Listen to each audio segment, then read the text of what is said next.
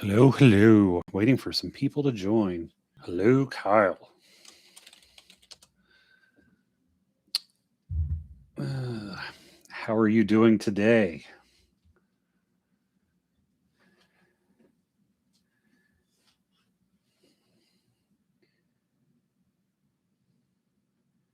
Just another moment here. I'm going to let my school community know that we're kicking it. Doing solid. Awesome. Awesome. Let me. Oh, righty.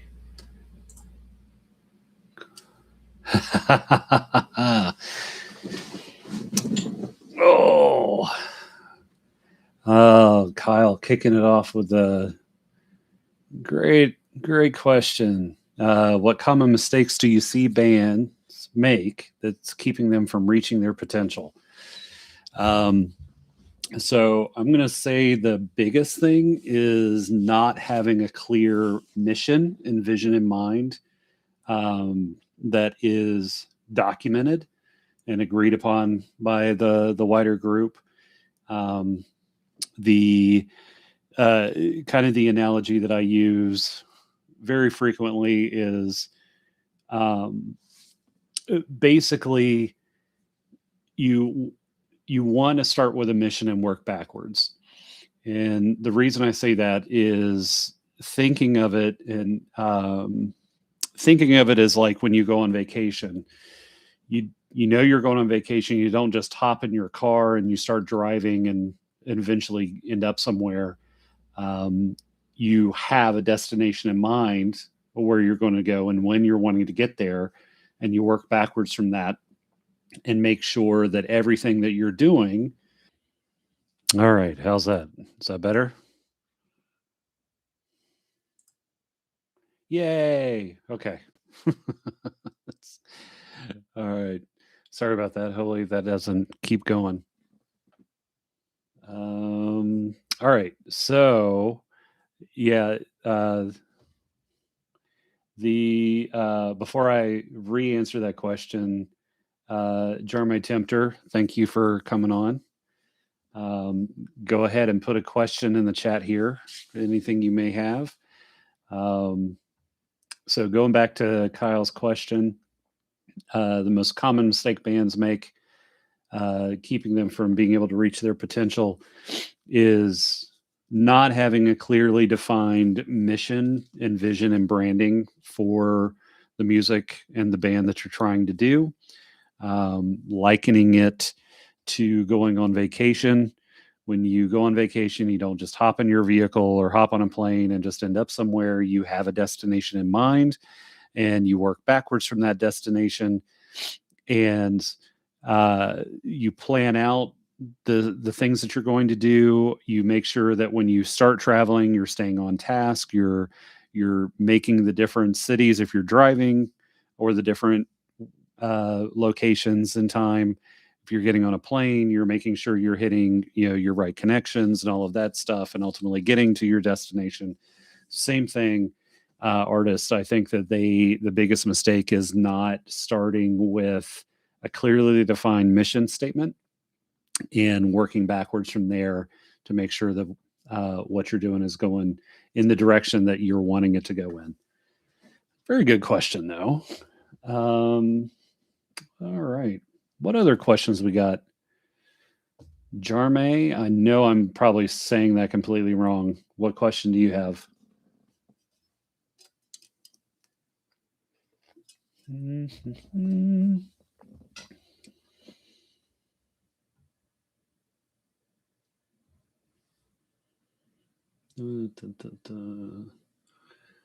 Um, while we're waiting, just to, I guess, kind of don't have a solid agenda. I will take most pronunciation because it is Dejarum Cloves. Love it. I love it.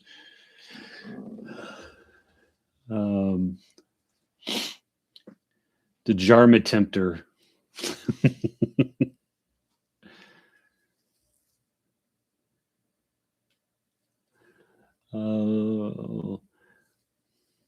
um, few updates for folks who are here.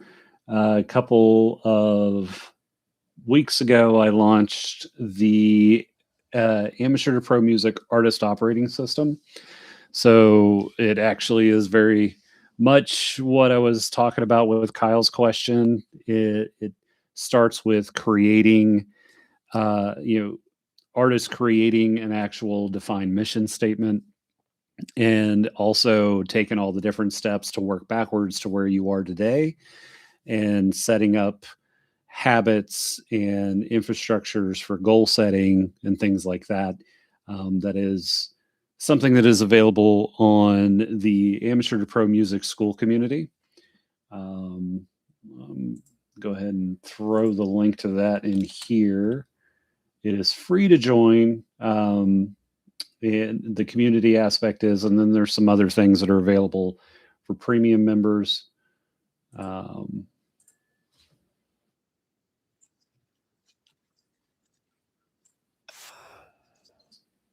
all right. Let's see. Any tips to stay motivated and consistent for promoting? Finding social media draining and paying for ads sucks. Yes. Yeah. So I think for the motivation piece, um, so kind of going back to even Kyle's question, um, artists, the common theme that I see is artists just start making music and they start going out there and they know they need to do these different things, but there really isn't a strategy around what they're doing. And having, starting with something like the artist operating system helps establish um, those strategies, and then making sure you're working, all the work that you're doing is going toward promoting that.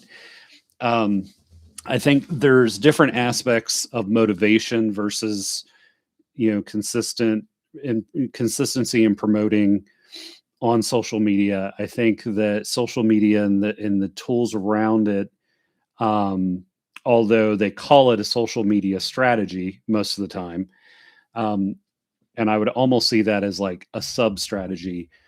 Uh, Ultimately, what you need to ask yourself is, what is using social media? What's the problem you're trying to solve with it? The most frequent problem that's trying to be solved is you're looking to grow your fan base. You're wanting your fan base to grow. Social media seems to be one of the easiest platforms to get access to people and to grow fans. Um, but I think strategies for social media, I think there's a lot of different things at play there. I think first and foremost, and actually I just released a YouTube video on this last week, where a lot of people, they just take the core concept of, I just got to post consistently. I got to post every day. Posting every day, pushes the algorithm, and that's kind of true. But I think that your social media in your posts and your content has to be very purposeful and has a very specific intention in mind. And what a lot of people do is they'll focus their content on a specific event or a specific thing that, they're constantly pushing for. They're dropping a single, they're doing a release, they're doing a music video, they're doing a show, and they're pushing that. But when you're a brand new band or artist, there's a lot of stuff that's still missing. And you kind of have to build to it. So ultimately, your fan base, you don't necessarily, like, you don't just go and do ads going, "Hey, I got this album. Hey, go, you're going to like it. Go buy it." You have to grab their attention first and foremost. So they're basically, promoting on social media and so on, needs to be in three phases. The first phase is awareness. You need to find content and create content that's going to raise awareness of who you are. I even know a lot of folks who are um, they sorry, I got distracted. um, so when it comes to that, they first have to bring awareness. And I remember what I was saying. I know a lot of artists that they start building awareness long before they have anything released, and trying to coming up with your branding, your aesthetic, um, the visuals and things like that, starting with that and building content around awareness that will start bringing people in and feeding from there. Then the next phase is really focusing on connection. So you're bringing the awareness, and then you're making these new subscribers and these new fans, potential fans, connected to you. They feel like there's a personal investment in what you're doing. Then you start the promotion from there, of promoting specific events, specific releases, and so on.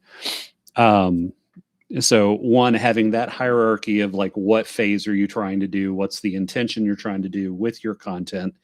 And then, um, on the next layer of that is more the tactical day-to-day work. That is probably the thing that is really not having you motivated. Um, And with that, what I suggest is coming up with a common workflow, like plan all of that stuff out and do all the heavy lifting, the content creation, the editing, doing all that together, instead of, because what a lot of people do is they just pick up their phone, they see something cool and they post it, or, oh, I've got to do something today, I got to post it. Instead, what you should be doing is planning out your social media content a month in advance. So sitting down and first figuring out your core pillars of like what the purpose and the intention your content is supposed to be doing. Um, and then from there, each of those pillars, coming up with 5 to 10 different content ideas, and then just spending an afternoon building that content, be it reels, videos, whatever the case, building all of that all at once, and then working with a social media scheduler. I use a program called Patty Post. They have a lifetime. Um, they have a lifetime subscription model where it's like a one-time fee and you get access to it forever. I've been testing that out, but that's honestly like what I do.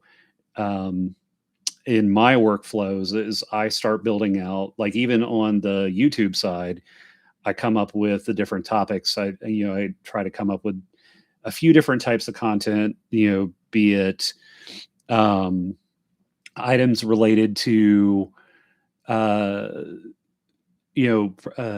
growing, tips and tricks, to very specific strategies, hot topics, whatever the case may be. I try to come up with my content list, and then I work and build out the scripts for each of those, and I dedicate a day each week that I record, edit my primary long form video that I'm putting onto YouTube, and then within that, I'm creating a bunch of shorts, and I'm using that for the other content, like for YouTube shorts, for Instagram and TikTok and so on.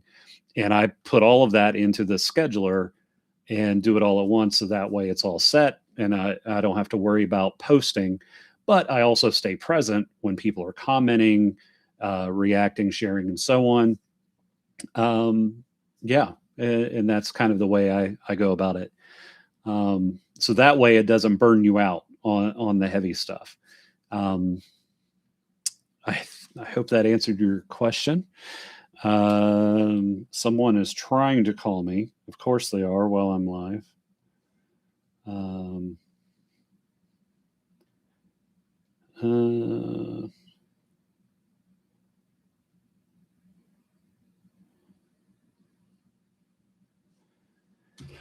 Yeah. Oh, well, I'm glad that helped. Th oh, thank you. Jacob, Heather, um, thank you for joining. If you've got a question, drop it in here. Uh, oh,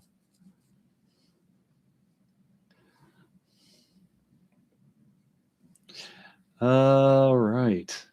Um, all right. What other questions do you have? At what point should a band have an LLC? Oh, I love it. I love these questions. Um, I would say as soon as possible. Um, you know, whoever or whenever you feel like you have gotten your core group of people that are, in essence, your shot callers. Um, the people that are the decision makers for the band that are really driving what you're looking to do, the sound, all of that stuff, and maybe even like it can kind of go in parallel with like building your mission, building your vision, and things like that, and making sure everyone's kind of in alignment with that. But when you have a core group of people that are really the decision makers and the ones driving forward what you're looking to do, that is probably a good time to do it.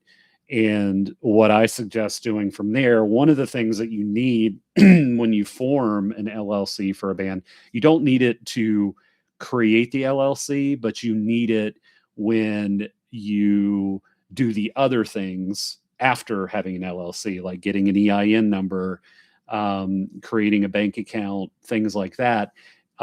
Which I think is probably one of the most important documents, and that's an operating agreement. And basically, what an operating agreement is, it explains the details of who the people are, the decision makers, how profits are split, what is exit clause, sunset clause, non defamation, a lot of the legal stuff, and creating an operating agreement that everyone feels really good about. And once you have that, then create your LLC. Um, Especially if I think yes, you can delay it a little bit and you can start a little bit later, but basically, when you are at a point where you are going to be making money, you're selling merch, you're uploading music, um, you're copywriting music, you are going on the road. At that point, you should have an LLC. Um, and because in some instances you're going to need the EIN number, you're going to need a lot of those information when you start working with professionals. The very first time I went on a headlining tour, half the venues that we played at, they wanted to know our EIN number and what the name of our LLC was in which to write the check to. Some of them, they would send us, a direct payment or whatever. Some of them wrote us checks. They would not pay us unless there was a social security number or an EIN number. Whenever the rubber meets the road, you should have an LLC. How do you protect yourself from burnout? Oh, that is a good one. So I think for me, there's a couple of things that you can do. First and foremost, I think the best thing that you can do is when you actually, I'm going to take this a little bit step back. So I actually have a business mentor, and he imparted something interesting to me. Because there's been time even in my freelance gig and non-music related stuff, like I've been maybe trying to find, part-time work with a, W-2 with a company or something like that.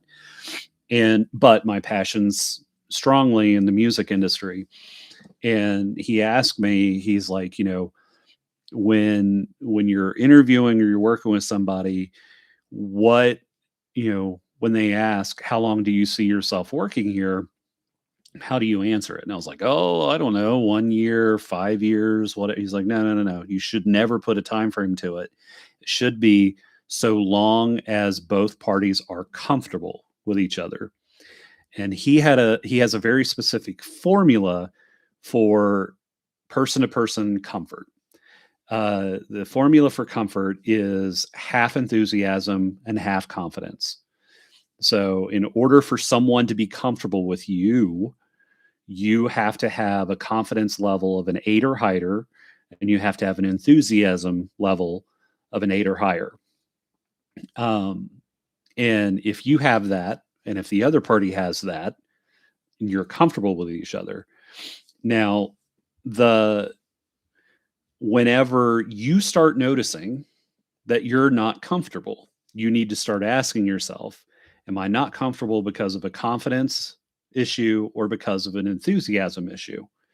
So, um, in these things, am I confident in being able to do my job? Yes, absolutely. Am I confident I'm a good musician and I can do these things? Absolutely. Or with the band, is my enthusiasm at an 8 or higher with this band or the music that I'm doing or whatever? And if the answer is below 8, then you figure out what area you need to work on. Is it a confidence issue or is it an enthusiasm issue? More than likely, it's an enthusiasm issue. And then you got to ask yourself, why am I not enthusiastic about this? And you go through this process I refer to as the annoying toddler.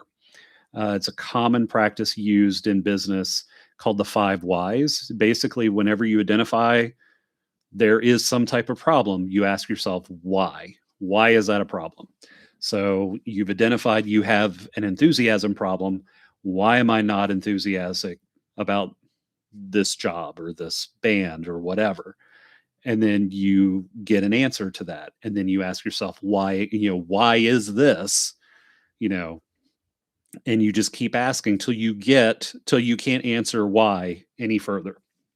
And that is your root cause to your discomfort and your lack of enthusiasm. And if you fix that, that will then in turn fix everything downstream. So if you get to a point where you feel like there's a chance you're burning out or you're not comfortable, you got to stop and ask yourself, is it a confidence issue or is it an enthusiasm issue?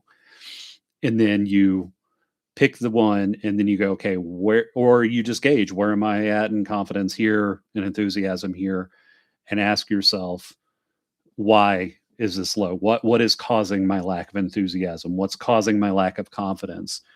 And investigate and tackle that.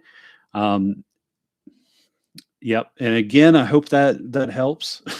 I hope that helps answer your question there. And yeah, and sometimes those lead to difficult conversations.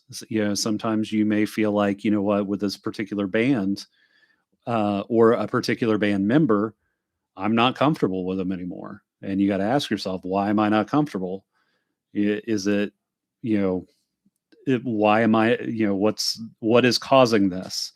And, is it a me problem or is it a they problem? Is it particular behaviors contributed by the they or the me? And going deeper into that and being introspective, but also being honest with yourself. And there have been many a times where there's been bands I've been in where I really liked the music. I thought it had potential. And I kept sludging through these different aspects, but there were certain parts of being in that band that I wasn't having fun. I wasn't comfortable. And I was true to myself and I started asking, like, like there was one band I was in, there was a bass player that was not very professional, and they just weren't they weren't at the level that I thought they should be at, and I had a conversation with the the decision maker of the band, and I was like, hey, there's a problem here. The bass player is not very professional. They're showing up stoned or drunk most of the time. They're acting like an idiot on stage. It's making us look bad. I gave very specific examples of situations, their behaviors, and what the impact of that was. And the decision maker was like, "Oh, no, it's fine, it's fine."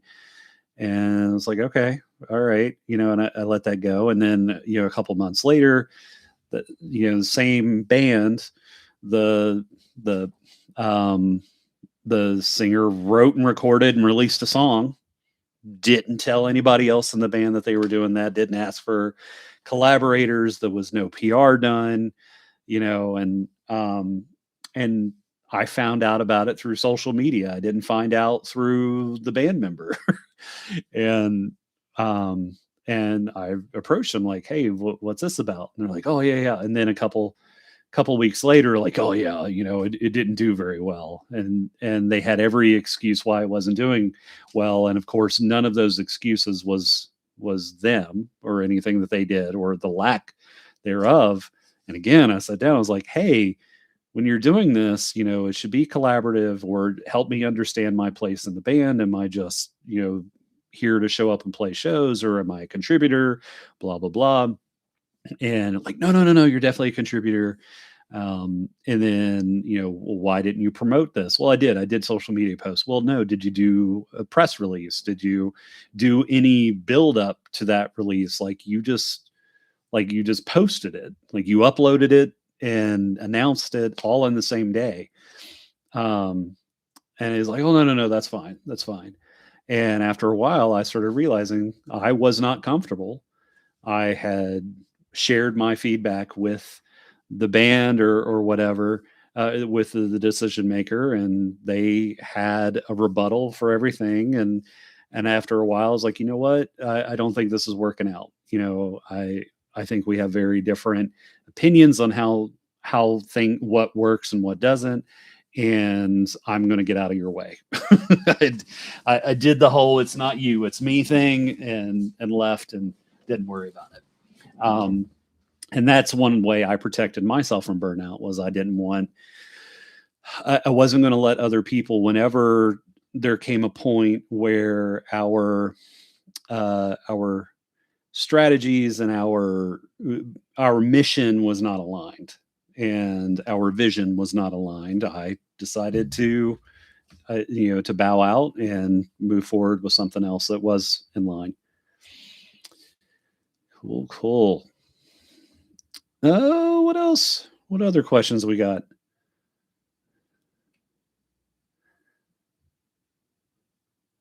Let's see.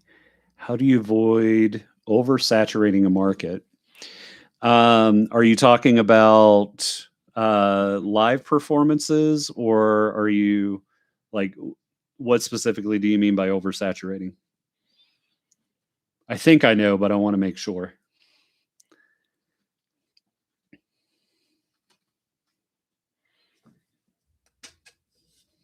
Mm, live performance. Okay. You should absolutely not play the same market. And what I mean by a market, and I think Jacob means by a market, is a particular city, and a certain circle within that city. Uh, you should not play the same city or market more than 2 to 3 times a year, ever. Um, what happens is the exact oversaturation part that Jacob is getting to. When you play a particular market more than twice a year, 3 times tops, what you're going to run into is you you're going to remove the lack of, you're basically oversaturating the supply over the demand. So with any type of thing, it's a supply and demand. If you have a low supply, it increases demand. And it's kind of the same thing. If you play the same city or market every month or every couple of weeks, people are not going to, they're going to stop showing up. No matter how good your show is, unless you are doing something completely different every time you play that market, unless you are completely changing your set, like, and you've got like hundreds of songs and you're like, we're only going to play from this album on, at this point, or even then that, that's risky. But people are, they'll be like, oh yeah, I really like that band, but oh, they're going to be playing again in a couple of weeks, so I can just wait. And you'll get more and more people that will slowly start to not show up. When you decrease the frequency in which you play a particular market, that increases the demand, and people are more likely to show up to your events. An example I have for that is I want to say this was about 20 years ago. God Forbid was on tour promoting their album Constitution of Treason. And they had this big tour. They had some pretty good bands, but most of the people were there to see God Forbid. And they were coming through the town I was living in, which was Huntington, West Virginia. And it was a big venue. It was like 1,000 capacity venue, and it almost sold out. Like, there was close to 1,000 people at this show. And something happened where the owner of that venue convinced God Forbid to come play again on their way home after the official tour was over with. I'm not sure what happened. It was not on the roster of like, hey, we're playing West Virginia and we're going to be coming back and playing again. Like, I found out that they were playing again like a week or two after they finished playing that show. So basically, like, they had gotten to one end and they were on their way trying to make it back to Jersey. And this venue in Huntington, West Virginia convinced them to book another show. There was less than 50 people at that show. And that was God Forbid. Like, they had a sold out show, and then they played less than a month or so later at the exact same venue to 50 people. So kind of the same thing. Like, you want to limit the frequency, have more of a balance of quality over quantity, and increasing that demand. Long way of saying 2, no more than 3. All right. What other questions we got?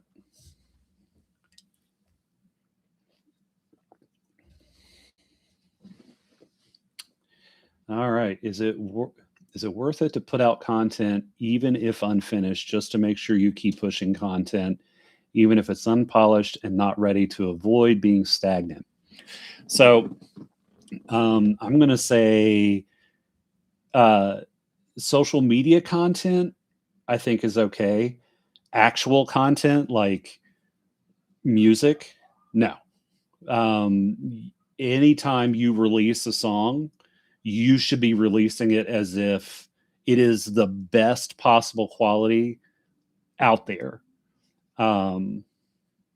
Anytime you do it, if it is, music, actual content. Yeah.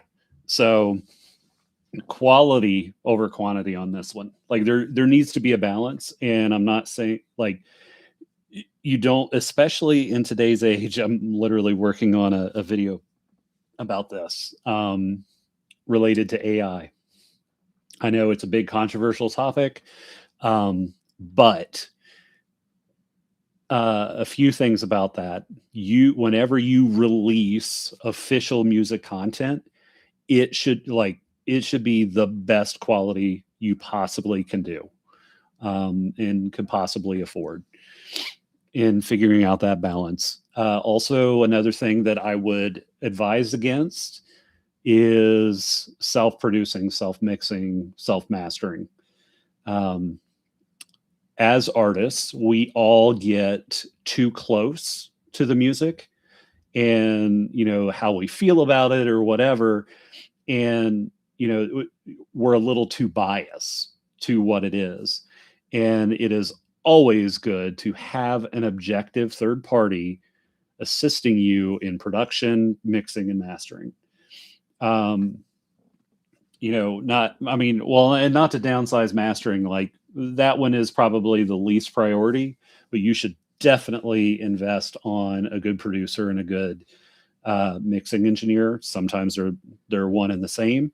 But the reason for that, so the last band I was in, Fleisch Creek, during COVID, we wrote basically like a full album in the matter of a couple of months. We wrote, I want to say it was like 12 songs, and we worked with a producer, but we were also kind of rushing things. Like we really didn't set down with the boundaries of what we wanted with them. We wrote these songs and we put it out there, and basically this producer, they mixed it, mastered it, and kicked it over to us, and we released it.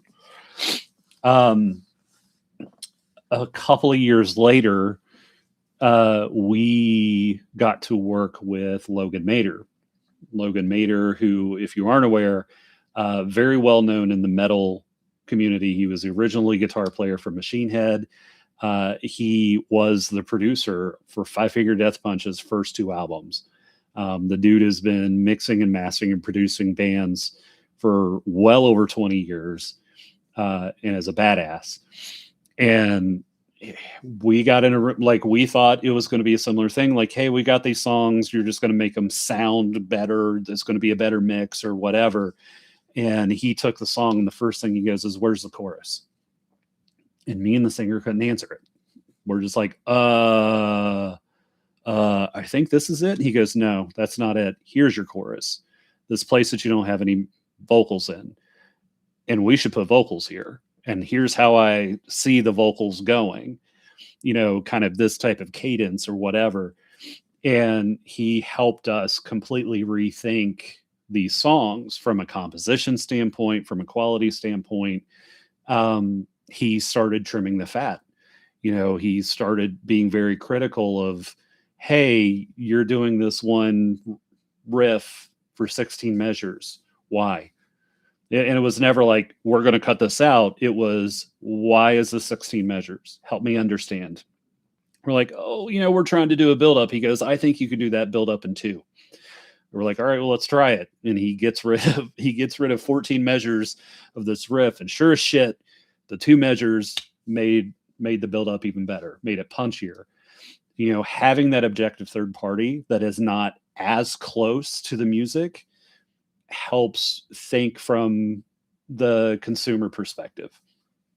And I'm not a mixing engineer. I can write and record and do all that stuff. I'm not a mixing engineer, but I know a lot of mixing engineers who have bands that they will outsource mixing and producing to other people because they want to keep that objective insight into it, give those suggestions, and take it from there. Oh, and your next question, Jacob, who would you recommend for producing or engineering? I have a few people I would recommend, but I think it all depends on your budget and like what it is you're actually needing. Are you needing a producer? Are you needing a mixing engineer? Or are you needing both? And understanding those roles, and first defining that, and then listening to the body of work. Off the top of my head, producers that I think have high quality of work, easily accessible, Dave Dominguez. Like, that guy's resume is ridiculous, and he's very accessible. If you have a higher budget, I would definitely recommend Logan Mader. But the thing is, once you start getting into higher producers like Logan, or like, let's say, an Ulrich Wild, or somebody of that nature, you need to have some money, and you also need to be ready for your highest level of professionalism. Like, you come in, no nonsense. You have your shit laid out. You have, you have your tracks quantized, laid out, exported appropriately. You've got a reference track, the whole 9 yards. You've got your BPM labeled and all those things. And then, or even work with the producer and understand what their requirements are. Like, hey, how do you want this package? And make sure your stuff is there to where it makes their job easy, where they just take those individual tracks, they import it into their DAW and go out there. Yeah, those are some I would suggest. Some of them, like the higher end ones, they're costly. Like, you're looking at anywhere from $2,000 to $15,000 a song, depending upon who the one is. If you don't have that high of a budget, but you're still wanting a decent quality, yeah, reach out to Dave Dominguez. That guy has really high quality stuff and is budget friendly. Also, there's a guy I work with. He is still learning. Like, he's constantly growing and learning from a production standpoint. His name is AJ De Jesus. He's got he has a studio here in Las Vegas called Animus Den. I'm probably saying that wrong, but he's a really good guy and does solid work. One of the bands I'm working with, they worked with a guy that's more in the kind of doom shoegaze style of music, a guy by the name of Sanford Parker. His stuff's really good. Not too price, like, he's reasonable. He's somewhere in the middle. And also Seven Dunbar, my buddy Seven, he's really good. But he's about 1,500 a song, if I remember correctly.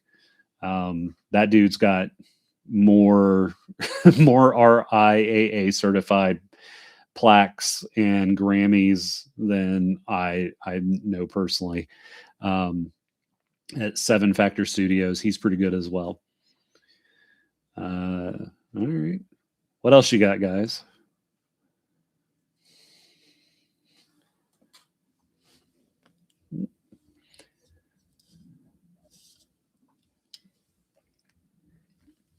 Yeah, David is a great guy. Got to hang out with him last summer for a little bit. That dude's worked with Weezer, Guns N' Roses, Papa Roach. Like, his resume is ridiculous. What's your favorite tour snack? So I'll tell you what I tell other people. So going on tour is amazing and painful all at the same time. Like, it's just a whirlwind. Your first week is amazing. After your first week, you're living off of two things: Dayquil and Red Bull. uh, so aside from that, I also had a pre-show ritual with our bass player.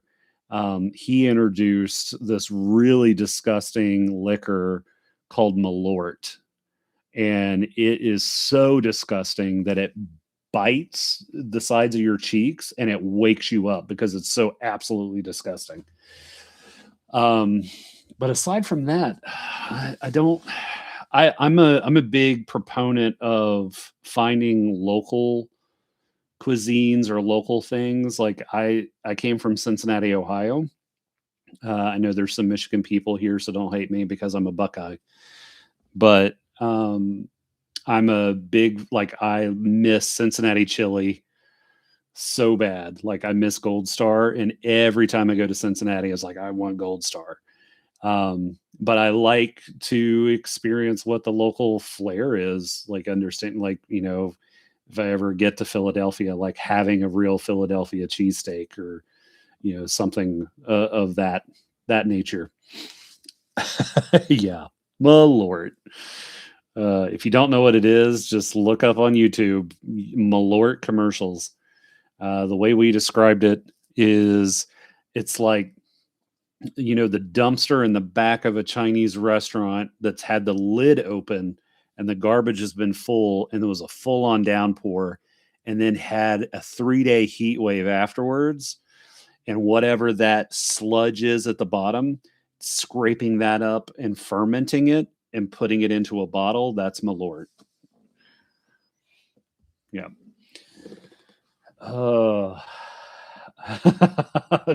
Kyle, it sounds like you've got some experience with it.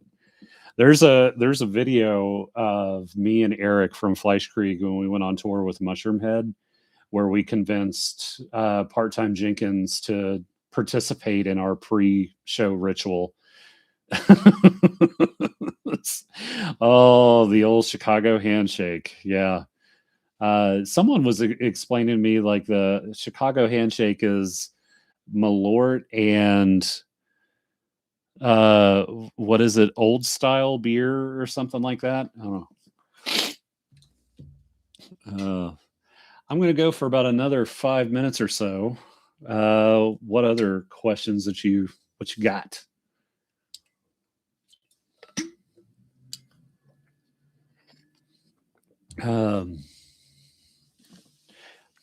Jarma Tepter, what do you got? It's been a minute since I got a question from you. Oh, worst venue experience and how to avoid them. Oh, that's a good one. Man. I think it depends on the situation. Like, is it a venue problem? Is it a crowd problem? Is it another band problem? Like, I'm trying to think.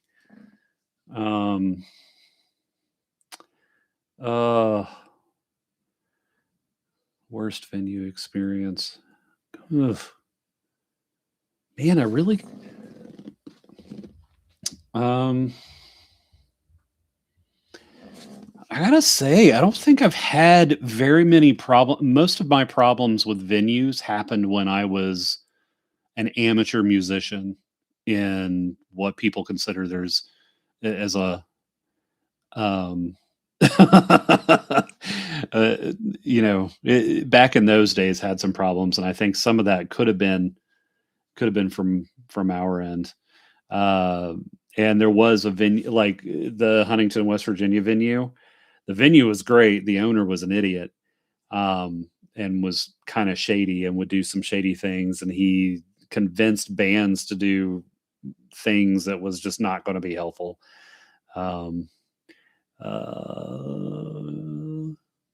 Lackluster. Yep. Actually, yeah, good point to that, Jarma. The amateur to pro music community portion, we actually have a topic called venues. What we suggest though with the venues is before you post about a poor experience, post about a positive one. Like, hey, we played this venue. This is the person we talked to. The experience was top notch, blah, blah, blah. However, we played this other venue and they were not so good. And we're actually taking that information and we're putting it into a spreadsheet that is available for members, that is basically like a tour worksheet that has a whole list of venues, promoters, talent buyers, and so on that you can contact if you're ever wanting to do a tour, reach out, and things like that. So if you've got some experiences, definitely put them in there. I'm still trying to think worst experience. Oh, I do. And again, it's not so much the venue's fault, but I feel like I need to call this out is Reno, Nevada. Um, Reno is an interesting town. Uh, it's like it's like Las Vegas's cousin Eddie, where it's very similar to Vegas, but a lot smaller and a lot more ghetto. And there's only a couple of venues that you can like that bands and stuff can play out there. Um, the, the band that I was in, we played this venue called Cellar Stage at Arturo's Bar. The manager of the place and the venue itself, like super nice. Like they're really, really nice people. The venue and whatnot was fairly accommodating, but it is in it's called Cellar Stage for a reason. It's in a basement. Um, and they keep expanding it, like they're creating a green room and stuff like that. And it was pretty good. It's just unfortunately we did not have good turnouts. We played there like 3 times over the span of about 2 years. We played Reno, and we made sure to spread it out, like I was preaching earlier. But the local wildlife, I can't share live on YouTube some of the crap that I saw in Reno, and like it was Reno. I have a love hate relationship with it. Like I really want to do well in Reno, but Reno just doesn't. Ugh, ugh. Let's see. Find a good Memphis venue before we tell people to avoid it. I did. I've not played Memphis. I did play a really nice venue in Knoxville. I think it's called the Concourse. I really like that venue. We did have a poor experience in St. Louis. We were playing at Red Flag, and the venue was awesome. It was the lowest attended show for the entire tour with Mushroomhead, but the reason being is because whoever bought or whoever agreed to that show, one, didn't pay attention that Fear Factory and Lacuna Coil was playing the exact same night, like just down the road. So we had competing audiences. Mistake number 2, the promoter put the wrong date on all the flyers, all the ads, and like we were playing the 18th and he was telling everybody we're playing the 19th. So we played to about 150 people. So no, I've not played Harpo's in Detroit. We played Diesel in Chesterfield, Michigan. That was I like that venue. It was the ballroom that they have the main bands in is kind of the floor is a little tilted, so it was a little odd, but I liked it. It meant that more people can see the actual band and have to worry about the person in front of you being 7 feet tall and you're only 5 feet tall. Yeah,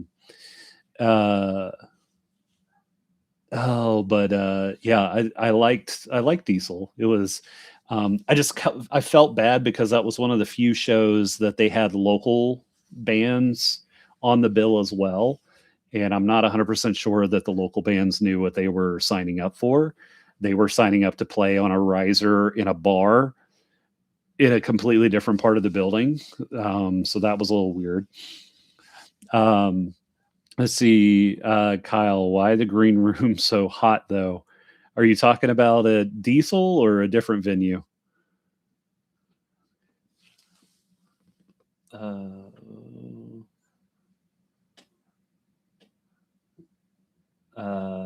Yeah, the Diesel.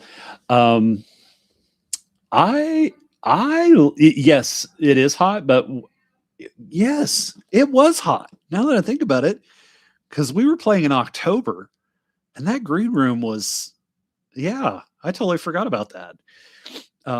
But another Malort story.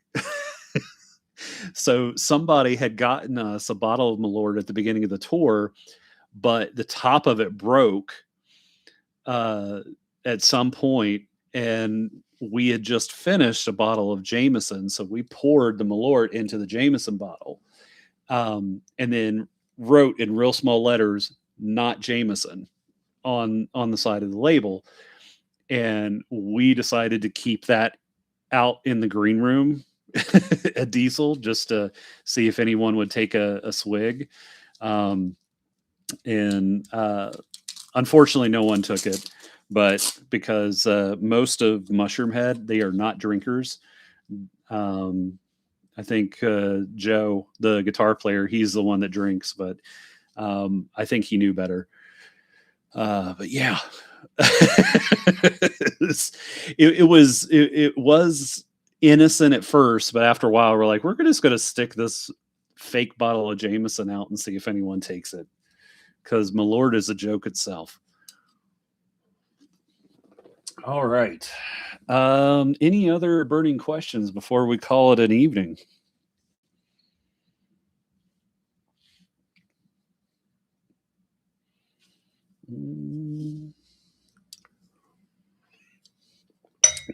All right. Cool. Well, thank you all for joining. If you haven't already, I'm going to put this in the chat again. Join the Amateur to Pro Music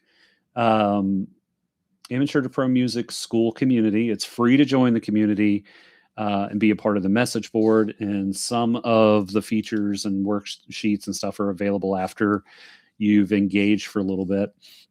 And if you haven't already subscribed to this channel, let's see, Jacob, what services do we offer? So for me, there's a few different avenues and stuff in the way of services. So I do have Darkstream Music Management. I'm going to be announcing a partner here later this week. I just confirmed we're going to get some details ironed out, and I'm going to do a formal announcement targeting for Friday. And we are taking on bands, particularly I want to say we're open to any genre, but the ones that we work predominantly in are the industrial, the metal, hardcore, rock, stuff like that. And pretty excited to announce who would do that. The one thing I will say from a management perspective is, we don't pick everybody that comes in. There is, of course, compensation related to that. There's contracts signed. But for those that, are not necessarily at a level where they're ready for management, we highly encourage joining the Amateur to Pro music community, because that community is where I help build serious musicians to become professional. And help give you self-guided tools, resources, and even offer monthly one-on-one sessions and things of that nature to kind of help consult and advise and provide tools and training, worksheets and stuff like that. So that's all available at Amateur to Pro Music.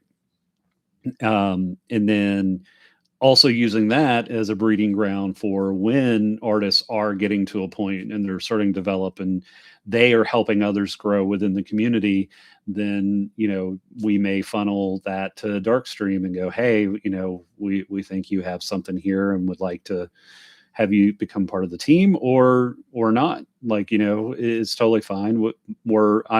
I am a big proponent of high tide raises all ships. And I'm here to help others. I've been preyed upon by the music industry for years, and I hate the practice, and I'm here to help get rid of that in some fashion or another. So, feel free to check out www.darkstreammusicmanagement.com or go to the school community and join for free. book a call, whatever the case may be. All right. I'm going to give it at that. Thank you all for joining. And I really enjoyed this. Look for another one here in the future. Bye, everybody.